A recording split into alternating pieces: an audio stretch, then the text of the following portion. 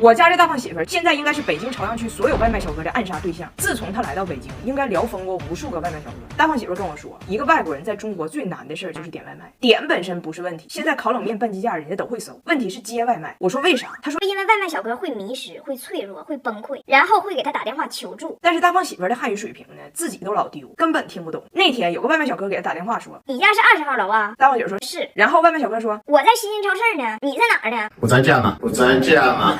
因为我家这小区楼很多，门也很多，所以就老有外卖小哥找不着。大胖媳妇为了吃呢，就得非常努力的背怎么给他们指路，死记硬背。他上周刚刚背诵下来，如果一个小哥从南门进来找不着，应该怎么指？照镜子，看着镜子左怪。但是呢，每个小哥他走丢的方式各不相同。刚背完从南门进来的指导全文，下个小哥打电话人从北门进来的全白费了。为此他还自己画了一个思维导图，这是我见过的人类史上最高级最复杂的接收烤冷面流程图。人家说这个东西学名叫统一建模语言，从南门进是还是不是？是，那就怎么通过亭子引到红色儿童滑梯；不是，那将自动被推送到北门或西门系统。北门进来的是还是不是？是，那通过鱼池再引到红色儿童滑梯；不是，再推送到西门系统。最后通过各种地标把所有目标都引流到红色儿童滑梯。流程图人都配备完了，现在每次一接外卖电话之前就站在黑板面前有备而战。但是架不住的是，人有的外卖小哥他不咋说普通话。昨天那外卖小哥河南口音，那俩人的电话打的呀，那外卖小哥说，我招不住你啊。大胖姐老紧张了，放下吸尘器过来找我呀。他要捕捉我。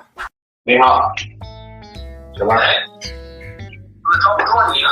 那咬不住我。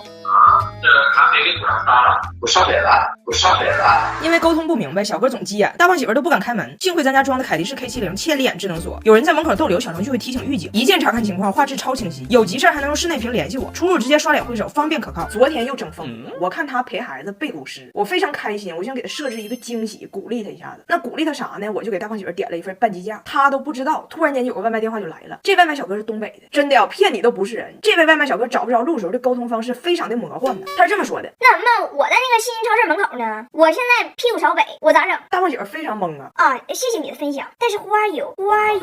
对方说，我送外卖的，我导航瞎导，没找着山丹园呢，哪有山丹园呢？我顺导航都导出去了都。我现在呢，我就搁这超市门口站着呢，我脸朝南，屁股朝北。我现在大胖媳妇就非常不解，赶紧把电话给我说，你跟他说，他如果迷路了，我可以去找他。但是我不理解他为什么一直强调自己屁股朝北呀？咱们不都是屁股朝下吗？朝下吗？最后为了这半鸡架，出去找的人家接的这外卖，都接着半鸡架了，还特意回头瞅人一眼，完跟我说，这不也朝下长的吗？也朝下长。哎，你说你敢相信吗？我的婆婆温迪离开我们已经2个多月了，但是她的身影依然活跃在铁岭市县的各个抢菜群，在抢菜这个领域兴风作浪。咋回事呢？温迪在铁岭有一天早上看着我爸拿手机搁那一顿翻一顿戳，都冒汗了。温迪看不懂就问，哥哥你炒股啊？我爸说，哎呀，这小区里吧有个采购群叫凤舞居4群，每天早上放一些非常低价的东西，谁抢着谁得。温迪疯了，深吸一口气，谁抢谁得。你有这正经事儿你不让我干，你问我去不去故宫，去不去故宫。第二天早上自己就在我爸卧室门口踱步啊，特别焦虑，在走廊里就冲里边喊，那什么出来没呀？咋样了？我爸说，哎呀妈呀，不知道的以为我要生了呢。来，我直接给你拉进来，就迫不得已把温迪也拉进了凤舞居4群。从那以后，每天早上坐那儿跟我爸一起抢菜，而且这老太太版图逐渐扩张，一发不可收拾。不但是凤舞居4群的小旋风，在建委家属楼的仨群里，也逐渐被人尊称为洋碴子。洋碴子。很快他回国了，躯体离开了，灵魂从未缺席。咱每天早上6点，正好是他下午3点。哥哥睡懒觉，温迪来放哨。温迪给俺家买那个劣质卫生纸好几包啊，跟他儿子说，我给你们买这些东西啊，等我去中国的时候统一给我钱就行。大胖姐说，我给你啥呀？我给你，就你买那个纸，那叫一个拉，那哪是清洁呀，那就是抛光，就是抛光。那天居然还团了6个味儿的要过期的口香糖，我爸不要，团给了跟我爸同住一个小区的我爷。我爷没牙9年了，我爷下楼，小卖部老板说，那个叫温什么玩意儿的外国老太太给你团的这个糖，你赶紧拿着。我爷说，我不认识外国老太太。人说，就你孙女找那个对象他妈。我爷阿兹海默了嘛，拎着口香糖上楼自己捣鼓。我这孙女找个对象是外国人，就够呛。咱妈也是外国人，咱妈也是外国人。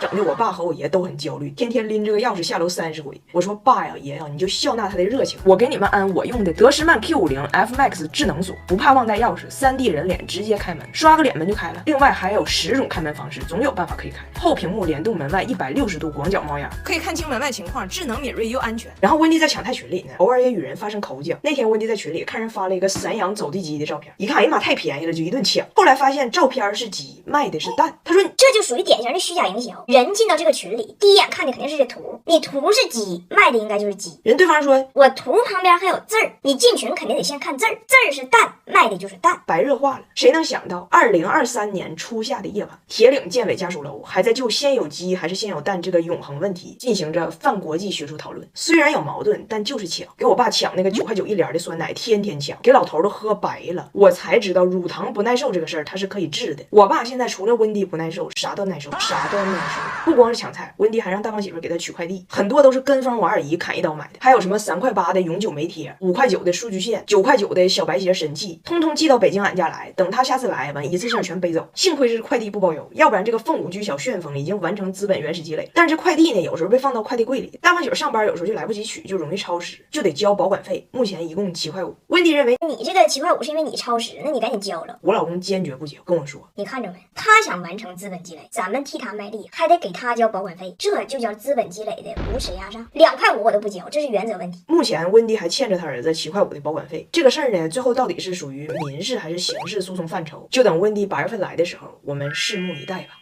我婆婆这不是回加拿大了吗？回去之后就跟所有家人安利中国有多好。现在我婆婆、我公公、我2个小姑子都在申请年假，今年夏天要一起来。他们首先被我婆婆安利的就是中国的搓澡文化。有一天晚上在铁岭，俺家所有人说这搓澡搓澡搓澡。温迪本来想拒绝，但一看俺家人的架势，怕挨打，最后只能从了。但走之前他说去搓澡也行，但是我只有一个要求，你们等我一下，我去取一下我的泳衣。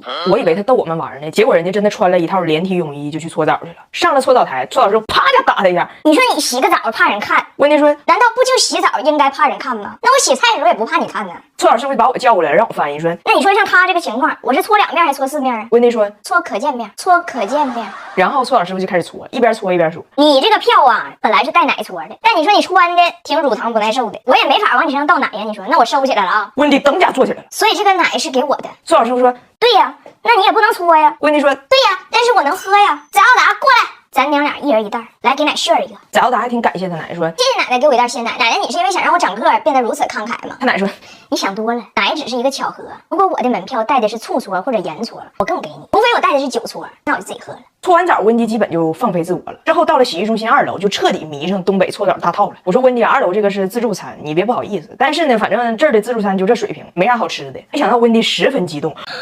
我找了整整30天的中国美食，我在加拿大每周末攒钱去买的中国美食，我来到中国居然没有，我差点都放弃了，我准备回加拿大吃去了，今天居然在这儿找着了。不是啥呀？你说蛋炒饭呢？我以为你们中国人1天3餐都吃炒饭，难道不是这样的？你说自从1979年的春天就不是这样的了，就不是这样的。温迪非常懊悔呀。